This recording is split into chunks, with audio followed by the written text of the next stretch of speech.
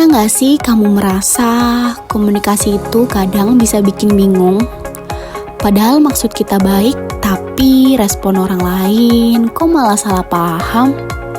Nah, mungkin ini bukan soal apa yang kita katakan, tapi bagaimana pikiran dan perasaan kita bekerja saat berkomunikasi. Yuk kita bahas bareng di video ini. Perilaku manusia dalam psikologi komunikasi. Mengapa kita bertindak seperti itu?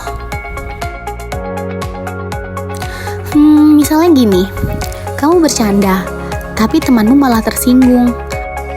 Atau kamu kasih saran baik, tapi orang lain justru merasa diserang. Kenapa bisa gitu ya?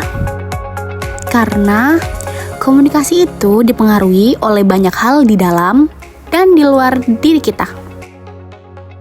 Dan semua itu dibahas dalam psikologi komunikasi.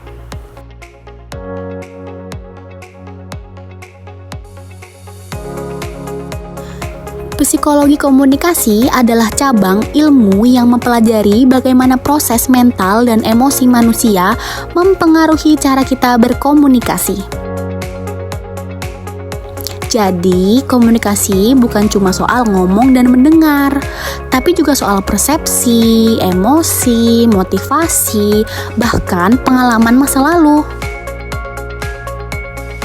Nah, semua itu ikut membentuk perilaku kita dalam komunikasi.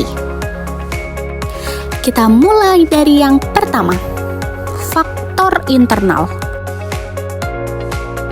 Ini adalah hal-hal dari dalam diri kita yang mempengaruhi perilaku komunikasi. Persepsi.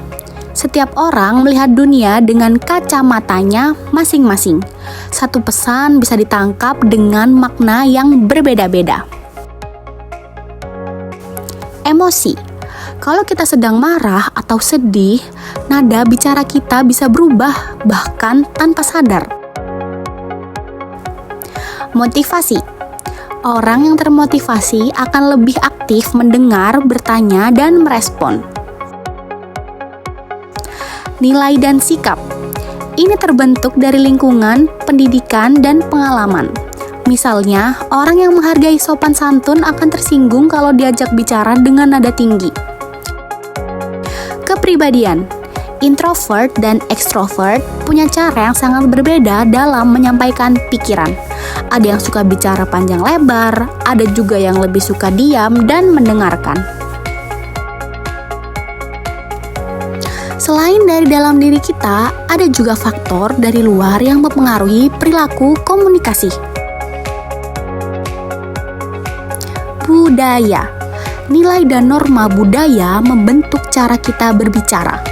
Misalnya, budaya timur cenderung lebih sopan dan tidak langsung. Lingkungan sosial. Lingkungan keluarga, sekolah, atau kantor bisa mendorong kita bersikap terbuka atau justru tertutup. Status sosial dan ekonomi. Orang dari latar belakang berbeda mungkin punya akses informasi dan gaya komunikasi yang berbeda pula. Media dan teknologi. Cara berkomunikasi juga berubah karena media. Chat, email, video, call, masing-masing punya kelebihan dan kekurangan. Sekarang, yuk lihat studi kasus singkat. Budi seorang manajer memberikan perintah cepat ke Rina, karyawan baru, buat laporan kayak minggu lalu ya. Tapi Rina bingung, dia belum pernah bikin laporan minggu lalu. Karena takut bertanya, dia diam saja dan menebak-nebak. Akhirnya laporan salah total. Budi kesal, Rina merasa bersalah. Jadi, apa yang salah? Dari sisi Rina, persepsinya bertanya sama dengan bodoh. Emosinya takut dan cemas. Dari pengalamannya belum terbiasa di tempat kerja. Dan dari sisi lingkungannya, budaya kerja yang kaku, komunikasi atasan bawahan yang satu arah, tidak ada instruksi tertulis, dan kombinasi faktor internal dan eksternal inilah yang membuat komunikasi gagal. Supaya nggak terjebak dalam miskomunikasi, ini beberapa tips komunikasi yang bisa kamu terapkan.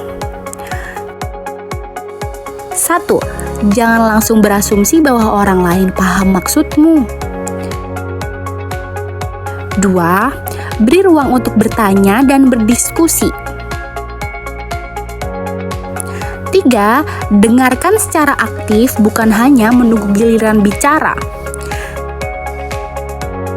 4. Gunakan media yang tepat, misalnya tuliskan instruksi lewat email atau chat supaya bisa dibaca ulang. 5. Pahami latar belakang lawan bicara.